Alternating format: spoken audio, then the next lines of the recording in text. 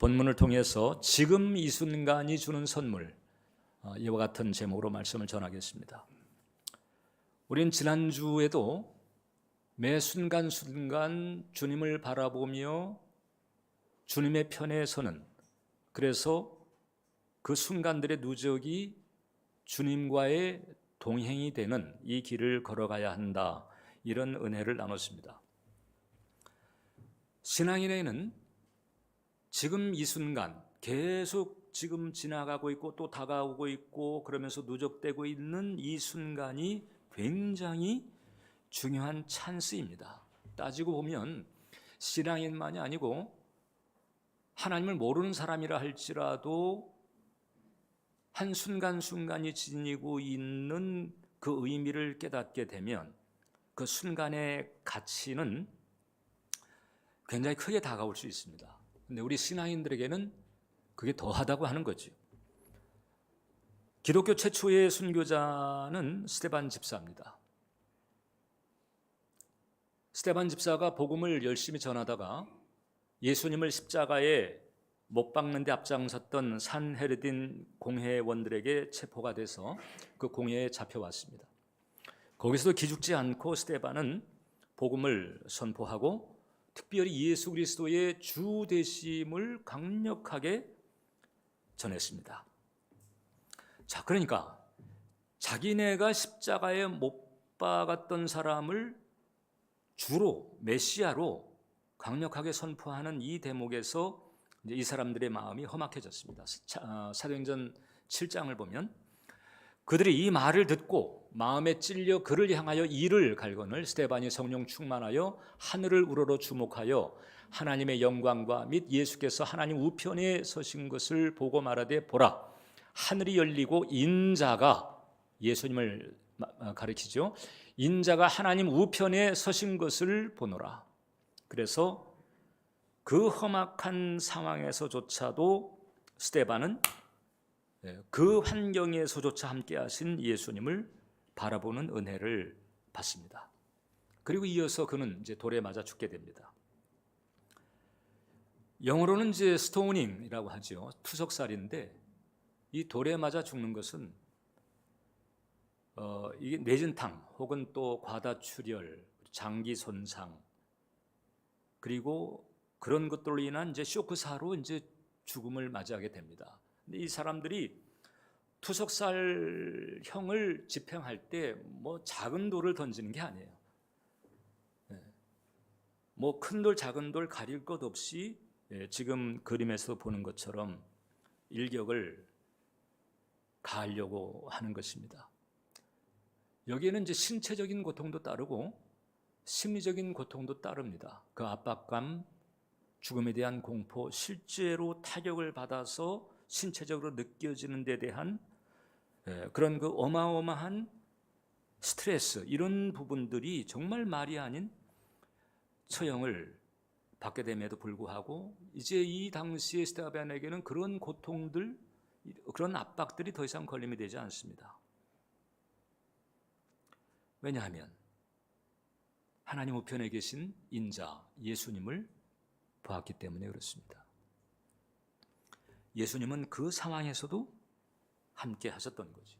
코리 텐 붐이라고 하는 네덜란드 태상에 유명한 신앙인이 있습니다.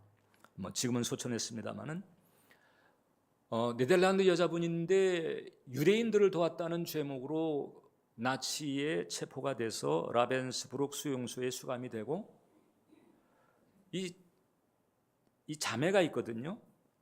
이 베시라고 하는 그 베시, 그 다음에 이제 이분은 콜이라고 이렇게 부르는데 이 자매들이 신앙이 참 신실해서 그 수용소 안에서조차도 거기서 예배를 드리고 또 기도를 하고 그런 그 신앙 때문에 이제 이 코리텐붐, 즉 이 콜이라고 하는 분이 독방에 수감이 됩니다. 4개월간 악명 높은 그 독방에 수감이 되는데 그 독방은 발 한번 제대로 이렇게 펼 수 있는 그런 공간이 아니고요. 또 그 옆에는 잔악하게 고문을 하는 고문실이 있어가지고 그 고문 받는 사람들의 그 처절한 비명소리, 그래서 그냥 그 안에 들어가면 그냥 스트레스로 거의 죽음의 상태가 돼버리게 만드는 독방에 4개월간 완전히 이제 고립 상태에 들어갑니다.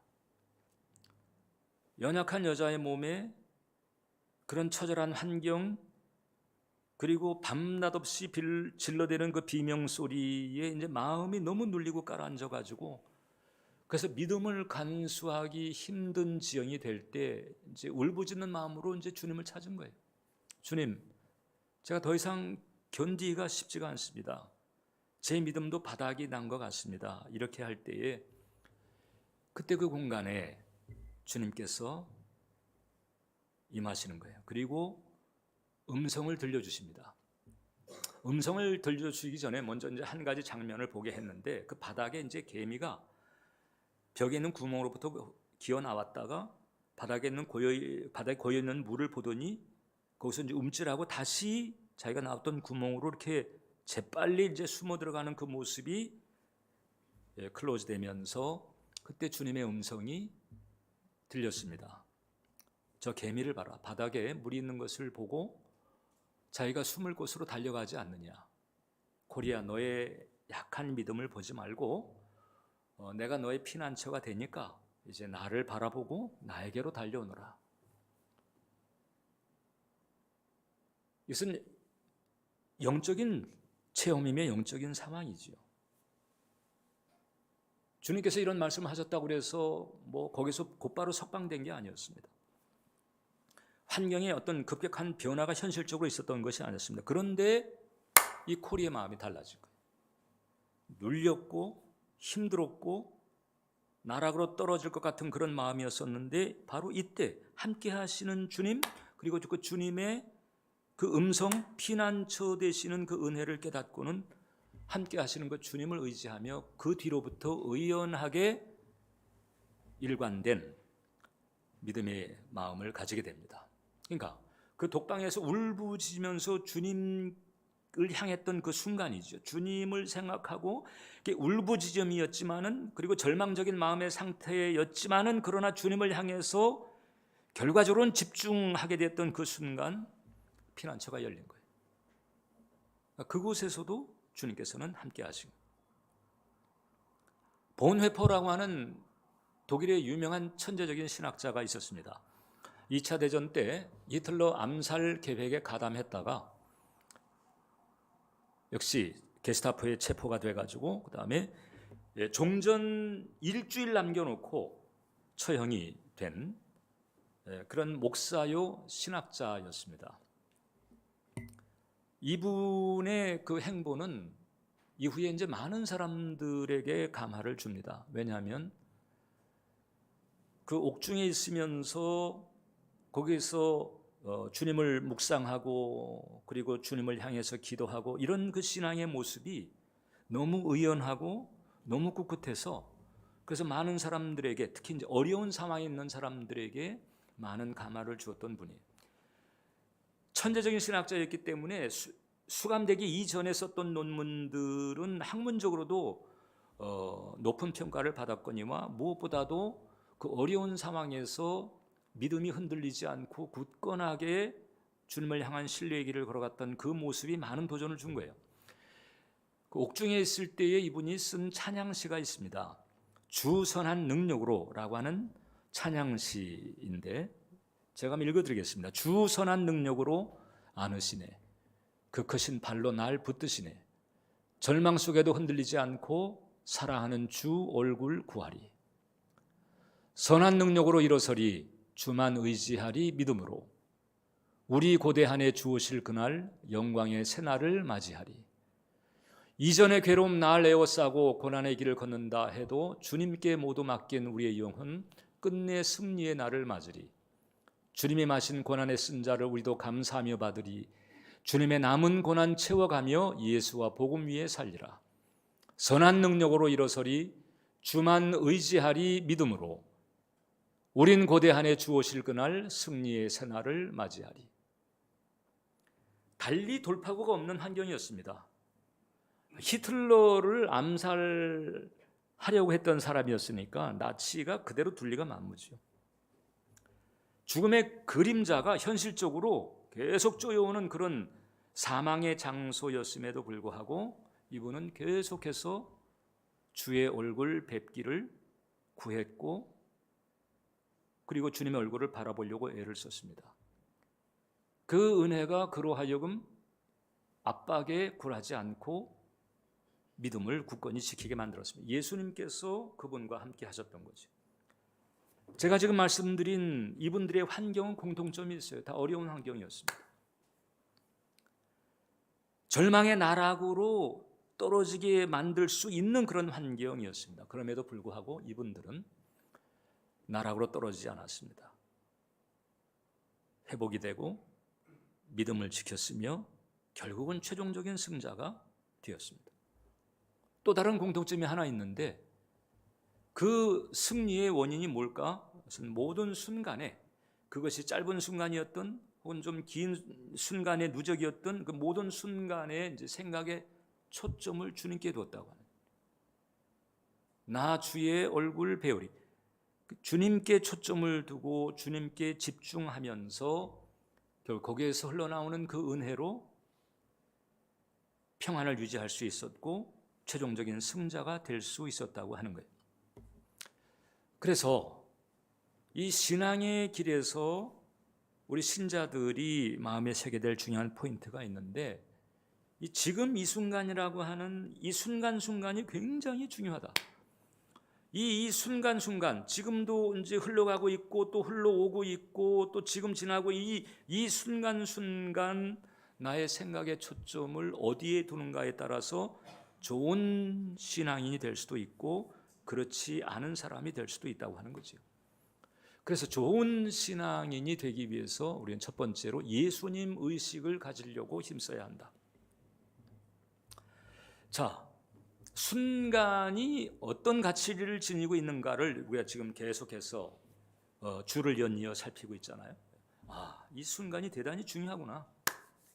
이 순간이 지닌 이치를 이제 우리가 깨닫고, 그래서 오케이, 그럼 이제부터 이제 매 순간순간마다 이제 주님만 바라봐야지, 이렇게 생각하고 트라이를 하는데 실제로 적지 않은 사람들은 그게 생각보다 쉽지 않은 것임을 곧바로 절감을 합니다.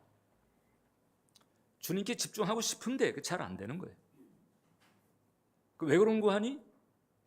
우리의 생각을 이전서부터 아주 끈질기게 장악하고 있거나 아니면은 계속 끈질기게 잡아당기고 있는 두 개의 적이 있기 때문에 그렇습니다. 그 두 개의 적이 바로 뭔고 하니?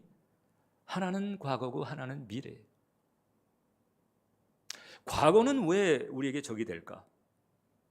이 과거지사, 여러 가지 이런 일 저런 일들, 사소한 일도 있겠지만은 치명적인 이런 일들도, 이런 일 저런 일을 놓고 거기에서 오는 회한, 내가 왜 그랬을까? 이런 회한들, 그리고 그 일들에 대한 해석들, 그런 것들로 말미암은 부정적인 감정들, 이런 것이 얽혀가지고 그래서 내 생각을 사로잡고 있어요.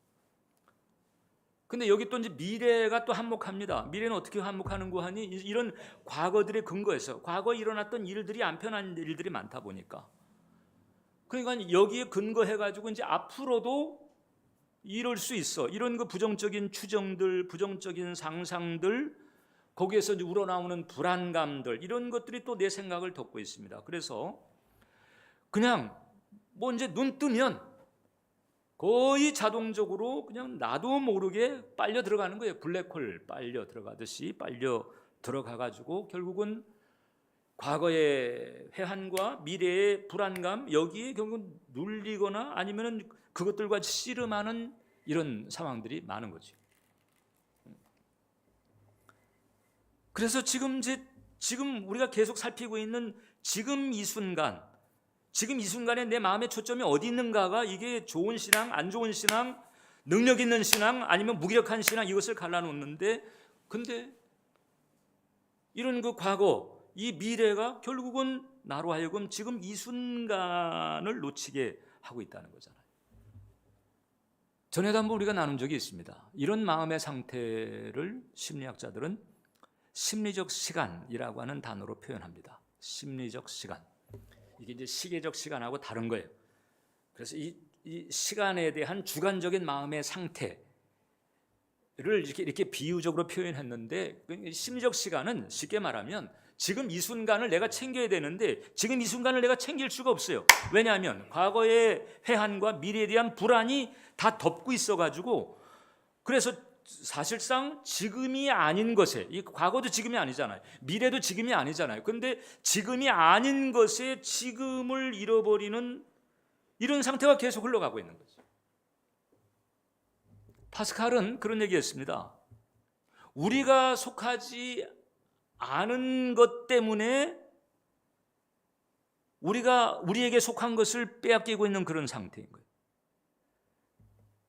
나는 지금은 사실 이게 미래도 아니고 과거도 아니잖아요. 그래서 우리에게 속하지 않은 이런 미래나 과거 때문에 지금 우리에게 속한 것을 상실하고 있고 잃어버리고 있다. 왜냐하면 지금 이 순간은 내가 사실상 주님을 직접 만날 수 있는 중요한 통로가 되는 것이거든요. 그런데 그것을 잃어버리고 있는 거예요.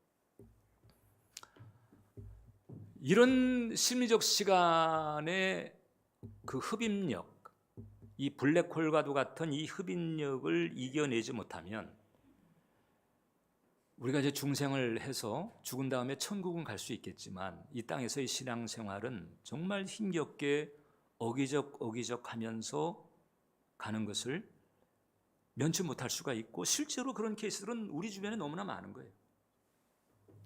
그래서 이런 소위 심리적 시간의 이 심리적 시간의 수렁에서 빠져나오는 게 필요하거든요. 근데 얘네들은 동아줄처럼 우리를 묶어가지고 계속 거기에 잠기게 만드는 거잖아요. 내가 주님의 임재 가운데 들어갈 수 있는 기회는 바로 지금 이 순간에 그분께 집중해야 되는데 그분께 집중하지 못하게 만드는 거예요. 그래서 우리가 이제 이 흡입력을 떨쳐버리려면은 정신을 바짝 차리고 각성을 해서 우리가 주님을 불러야 됩니다. 주님을 부르고 주님을 인격적으로 의식하려고 애를 쓰는 거예요. 그리고 그 주님이 어떤 마음을 가지고 있는가 이제 성경을 통해서 많이 증거되고 있잖아요. 그 성경을 통해서 알게 된 그분의 그 마음을 헤아리려고 자꾸 이제 그분에게 쏠리려고 이렇게 하는 노력이 필요한 거죠. 매 순간순간마다 그렇게 하면 되는 거예요. 주님을 생각하고 주님을 부르고 주님의 마음을 헤아리려고 하고 주님을 인격적으로 의식하려고 노력하는 거죠. 이렇게 될 때 요 시간, 순간순간마다 그렇게 할 때 그 시간은 이제 더 이상 심리적 시간에 속하지 않습니다. 그것은 이제 영원한 현재, 하나님의 시제는 영원이고 하나님 앞에는 우리나 과거, 현재, 미래를 따르지 하나님 앞에서 모든 게 다 현재처럼 펼쳐지는 그 특별한 그런 차원에 계신 분이거든요. 그 영원한 현재, 하나님에게 우리가 다가갈 수 있고 하나님께 우리가 쏠릴 수 있는 그런 길, 이게 바로 이제 영원한 현재라고 하는 것인데, 그 영원한 현재에 우리가 접속할 수 있는 길은 바로 매 순간순간마다 과거나 미래를 생각하는 게 아니고 주님을 생각하는 것이다. 만약에 우리들이 이런 그 심리적 시간의 상태, 즉 과거나 미래지사 때문에 심란하고 그늘지고 우울하고 산만한 이런 상태인 거잖아요. 이 심리적 시간의 이 상태에서 벗어나지 못한다면 우리가 드리는 예배도 우리가 드리는 기도도 사실상 애는 쓰지만 생산성이 없게 되는 거예요. 쉽게 말하면. 왜냐하면 심리적 시간의 상태에서 올려드리기 때문에 예배를 드려도 이게 이제 은혜도가 약한 거예요. 기도를 드리는데 이게 심리적 시간의 마음 상태를 가지고 기도를 드리니까 이게 산만하거나 불안한 마음 상태에서 기도라고 하는 모양은 있지만 그냥 하나님하고 이게 맞닿는 게 없어요. 하나님은 영원한 현재라고 하는 그 하나의 길을 통해서 우리하고 만나주시고 우리와 조화하시며 그 영원한 현재라고 하는 그 터진 길을 통해서 하나님 나라의 것들이 우리에게 흘러오게 하시는데, 그런데 과거나 미래에 그 흡입력 때문에 그 통로가 딱 닫혀버리게 되면 예배도 드리고 기도도 드리고 이런 경건의 모양새는 있지만은 사실상 우리의 영혼에 그게 안심을 주거나 혹은 뭐 평안을 주거나 이렇게 되기가 힘들죠. 바로 그것이 이제 우리 신앙생활에 우리가 자주 느끼는 그런 취약한 부분인 거예요. 자, 그러니까 여러분, 내 마음의 초점이 심리적 시간의 수렁에 빠져 있게 하느냐, 아니면 영원한 현재 쪽을 향하게 하느냐. 제가 지금 영원한 현재 쪽을 향하게 한다는 표현을 쓴 것은 영원한 현재에도 깊이가 다르거든요. 근데 중요한 것은 일단 뭐 온전한 깊이, 뭐 온전한 연합, 여기까지는 안 된다 할지라도 일단 영원한 현재 쪽으로 이 순간의 방향을 그쪽으로 트는 것은 대단히 중요하다. 이것을 우리가 매 순간순간마다 이것을 시도를 해야 되는 거예요. 그래서 이 초기에는 이게 이제 잘 되기가 어려울 수 있겠지만은 자꾸 이렇게 하다 보게 되면 이게 쉬워지는 거예요. 우리가 지금 영성 캠페인 하면서 이제 성구 암송을 쭉 하고 있잖아요. 여러분들의 얘기를 들어보면 이게 처음에 할 때는 이게 좀 잘 안 됐다는 거예요. 근데 자꾸 하다 보니까 이제는 암송하는 속도가 빨라지더라, 편해지고 빨라지더라 거거든요. 이 성경 암송을 하는데 이게 기계적인 암송이 아니고 주님을 생각하고 주님의 마음을 헤아리면서 암송한다면 바로 그것이 영원한 현재 쪽을 향해서 방향을 튼 거예요. 심리적 시간의 수렁에서 빠져나온 거죠. 이런 식의 시간을 많이 가질수록 주님과 우리 사이에 교통의 길이 터지게 되는 것이다. 하나님의 나라가 임한다고 할 때는 바로 그런 경로를 통해서 하나님 나라가 임하는 것이거든요. 그래서 우리가 예수님 의식을 하는 데에 힘쓰고 집중을 해야 되는 거예요. 그리고 이 과정에서 이제 우리가 또 한 가지 정리해야 될 부분이 있는데, 두 번째, 예수님과의 동행이 최상의 은총이요 최고의 축복이라고 하는 이 점을 우리가 분명히 지침으로 세울 수 있어야 돼요. 여러분, 이 복음적인 가치관 혹은 세속적 가치관, 이제 이런 표현이 있잖아요. 복음적인 세속적 가치관은 이제 돈이나 출세, 어떤 세상 환경에서의 어떤 안정이나 행복, 이제 이거를 추구하잖아요. 근데 복음적 가치관이 추구한 건 뭐냐?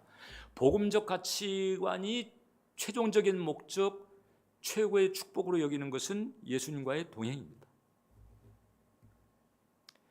예수님과 동행하지 않는 것은 짧은 인생 마치게 되면 영벌로 떨어진다는 거거든요. 차라리 태어나지 않는 것보다 못한 삶이 돼버리고 마는 거예요. 그러니까 사람은 태어나서 주님을 만나야 되고, 주님을 만난 사람은 주님과 동행하는 삶이 굉장히 중요한 것입니다.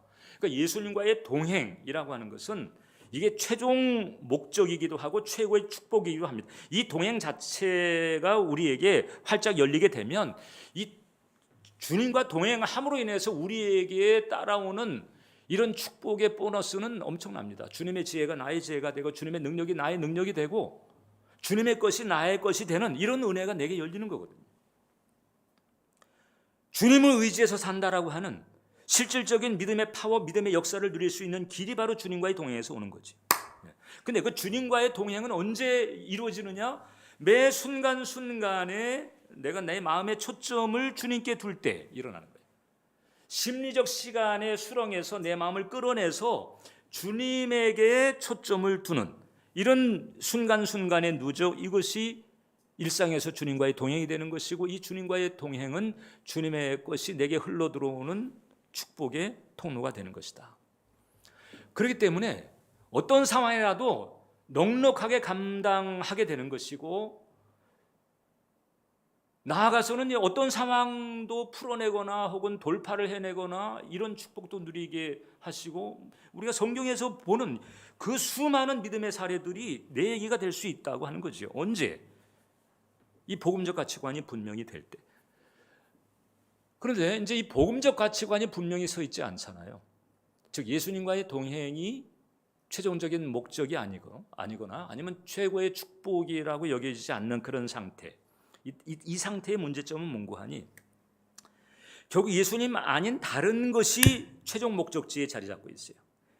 예수님 아닌 다른 것이 최고의 축복의 자리에 먼저 지금 자리를 잡고 있는 거죠. 그렇게 되면 내가 뭐 그것을 굳이 얘기를 하지 않는다 할지라도 그런 상태, 그런 가치관을 가지고 있는 상태라면 벌써 그 사람의 의식이나 표면의식이나 무의식은 당연히 그 가장 원하고 바라는 거기에 쏠려 있게 돼 있습니다. 그러니까 예수님과의 동행이 분명히 내 신앙 인생에 나의 전 존재의 목적이고 이것이 최고의 축복이다라고 하는 데 대한 복음적 가치관에 대한 분명한 정립이 되어 있지 않다. 그러면 사실상 그 사람의 마음의 상태는 영원한 현재와 맞닿아 있는 것이 아니고 심적 시간의 수렁에 여전히 빠져 있는 것과 같아요. 왜냐하면 주님 아닌 것이 결국 최종적인 관심사가 되는 것이거든요. 그러니까 심리적 시간에 덫을 빠져나오지 못하는 거예요. 심리적 시간에 덫을 빠져나오지 못한다라고 하는 것은 이미 말씀드린 것처럼 과거지사에서 오는 회한, 미래에 대한 불안 이런 것들로 얽히고 설켜 있는 그 심란한 상태, 우울한 상태, 눌린 상태를 빠져나오지 못한다는 얘기에 마찬가지죠. 그래서 이 복음적인 가치관이 분명하지 못하면 어떻게 되느냐? 이 사람의 모든 순간순간은요 주님 아닌 것에 쏠려 있는 거잖아요. 그러니까 일단 심리적인 시간에 덫을 빠져나오지 못하는 것이고, 이런 상태에 있는 사람은 사실상 주님을 찾아도 주님 만나기가 이건 개런티가 안 돼. 주님을 만나기를 원하지만 주님 만나는 동기가 결국 주님 아닌 것을 얻으려고 하는 동기이기 때문에, 그래서 주님과의 만남이 일관될 수가 없어요. 주님께서 긍휼이 있기 때문에 때로는 만나주시기도 하고, 혹은 문제를 해결해 주시는 은혜도 주시고 임재 은총도 내려주시지만은, 그래서 주님께서 그런 걸 주실 때는 주님의 의도가 있는 거거든요. 이 친구가 지금 심리적 시간에 수렁에 지금 헤매고 있는 상태임에도 불구하고 하나님께서 우리에게 종종 그와 같은 은혜를 주시는 것은, 그와 같은 은혜를 받아가지고 이제 각성하면서 내가 지금 이런 식으로 내 신앙과 영성을 드라이브할 게 아니구나, 이렇게 각성하고서 주님 쪽으로 올인할 수 있는 계기를 주시는 거거든요. 근데 이제 계속 심리적 시간에 그 사슬에 잡혀 있는 사람은 어떻게 되는 거 하니? 이제 긍휼로 말미암아 간헐적으로 주시는 그 은총을 계속, 그 수준을 계속 바라고 있는. 전에도 주셨는데 이번에 혹시 안 주실까? 근데 주님은 그게 아니거든요. 그런 걸 계기 삼아서 전환되기를 원하시고 있고 갱신되기를 원하시고 있는 거거든요. 내가 복음적 가치관이 내 안에 분명히 정립이 되어 있지 않으면 어떻게 되느냐? 그러니까 우리가 지금 말씀드린 주님을 찾을 때도 주님 아닌 것을 얻으려고 하는 동기가 우선되는 거지요. 그러니까 주님은 다 아시는 거예요. 심지어는 저처럼 이렇게 뭐 목회자라든가 사역자의 경우는요, 사역자의 그런 경우가 되게 많은데, 주님을 위해서 이 일을 하고 있는데 사실 주님을 위해서 이 일하는 동기가 뭔가 하니 주님 아닌 것을 얻기 위해서요. 뭐 명예, 혹은 자기 만족감, 어떤 성취감, 혹은 어떤 인정받는 것, 이런 주님 아닌 것을 얻기 위해서 주님을 위해서 일하고 있는 경우도 이게 적지가 않아요. 이 심리적 시간의 수렁이라고 하는 게 이렇게 교묘하게 우리의 내면과 삶을 파고 들어온다. 그리고 동아줄처럼 우리의 삶을 휘어감고 있는 거예요. 어떻게 하면 이것을 끊어버리고 우리가 영원한 현재 쪽으로 방향을 틀어서 글로 나아갈 수가 있을까? 다시 말씀드립니다. 주님의 이름을 부르고 주님을 인격적으로 의식하려고 애를 쓰는 거예요. 매 순간순간. 여기에는 이제 정신적인 에너지가 소모가 되지만, 그러나 이 에너지 소모는 대단히 유익한 소모입니다. 왜냐하면 이거 뭐 어떻게 이걸 경제적으로 표현한다면은, 여기에 이렇게 정신적인 에너지를 투자함으로 말미암아 그 다음에 얻게 되는 것은 너무 엄청나니까.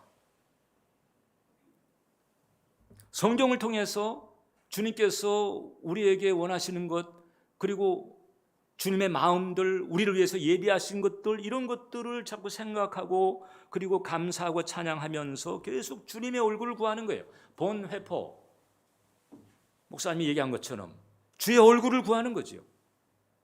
이런 애씀이 우리의 신앙생활에 강렬하게 있을수록 좋다. 이런 애씀을 오늘 이사야는 본문 가운데서 앙망한다 표현한 거예요. 앙망한다라고 하는 것은 바로 지금 말씀드린 이런 애씀입니다.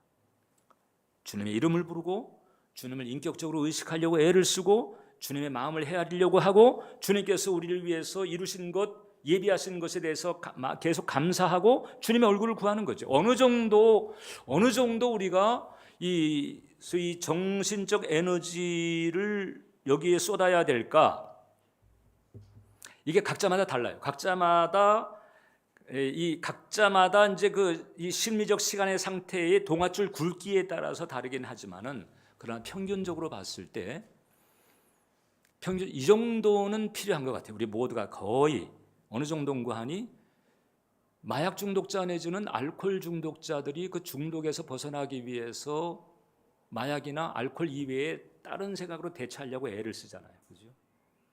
술 생각이 나려고 할 때 그때 술 아닌 다른 것으로, 마약 생각이 날 때에 마약 아닌 다른 것으로 자꾸 이제 생각을 바꾸려고 하잖아요. 그죠? 예. 그 얼마나 그 중독의 흡입력이 세겠어요. 내면에서. 예? 여러분, 그 중독자들이 내면에서 얼마나 그 흡입력이 세게. 그런데 그 흡입력을 거부하면서 뿌리치면서 그런 것들 아닌 다른 것들, 하다못해 물이 됐든지 우유가 됐든지 아무튼 다른 것들을 생각하고, 그래서 그 다른 것들로 말미암아 그 중독물 이것을 밀어내는 이런 정도의 정서적 에너지가 이게 요구되는 거예요. 근데 그게 죽을 때까지 그런 건 아니고, 이 말씀드린 것처럼 초기 단계에서 우리가 안정적으로 영원한 현재 쪽으로 발걸음을 더 하나씩 한 걸음씩 더 깊이 들어갈수록 이제 편해지는 거지. 초기 단계에서는 내면에서 적어도 중독자들이 이 중독 현상에서 벗어나기 위해서 마음으로 애를 쓰는 그런 정도의 치열함이 필요하다. 근데 실제로 이제 적지 않은 신자들 가운데 보게 되면은 그 심적 시간의 수렁에서 빠져나오기를 원하면서도 지금 이런 그런 정서적 에너지의 투입, 즉 악망의 그 농도가 충분하지가 못한 거예요.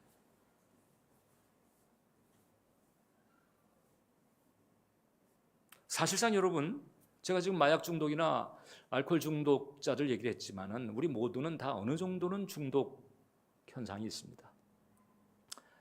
세상 중독 있고, 인정 중독이 있고, 돈이나 명예 중독도 있고, 이런 중독 증상들이 없는 사람이 어디 있겠어요? 실제로 여러분들이 말씀을 듣고 보니 내 마음이 정말 그냥 심리적 시간이라고 하는 그 수렁에 빠져 있는 상태가 너무나 많았네. 이걸 알면서도 빠져나오려고 그렇게 나와야 된다는 걸 알면서도 그게 잘 안 되는 그런 점검이 된다고 한다면, 이제는 달라져야 되는 거죠. 하나님을 앙망하는 쪽으로 턴을 해야 된다. 본헤퍼 목사님이 옥중서신에서 하나님을 앙망한다는 것, 즉 앙망, 본다는 거잖아. 절망은 보는 게 끊어진 상태예요. 그러니까 절망이지. 앙망은 계속 간절하게 바라본다는 거잖아요. 그 하나님을 본다는 것이 무엇인가를 옥중서신에서 이렇게 정리해 준 적이 있습니다. 하나님을 본다는 것은 이는 마치 사랑하는 사람을 똑바로 보면서 기뻐하는 것과 같습니다.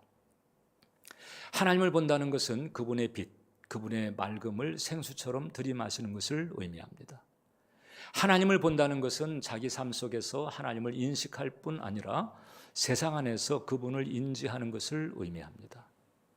하나님을 본다는 것은 사랑하고 감사하면서 영혼의 한 조각이 되는 것을 의미합니다.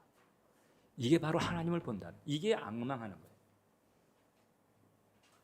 이 앙망이 내 내면에 적어도 최소 과반수 이상이에요. 최소 과반수 이상이라도 이게 우수에는 못 들어가잖아요. 적어도 우수에 들어가려면 80%, 90%는 돼야 우수 상태에 들어가는 거잖아요. 적어도 우수 상태에는 들어가야 비로소 성경에서 우리에게 이야기하는 것처럼 도대체 역사하는 믿음이 어떤 것인지, 산을 옮기는 믿음이라고 하는 것이 어떤 것인지, 이런 것들을 비로소 남 얘기가 아니고 내 얘기가 될 수 있게 하는 거란 말이죠.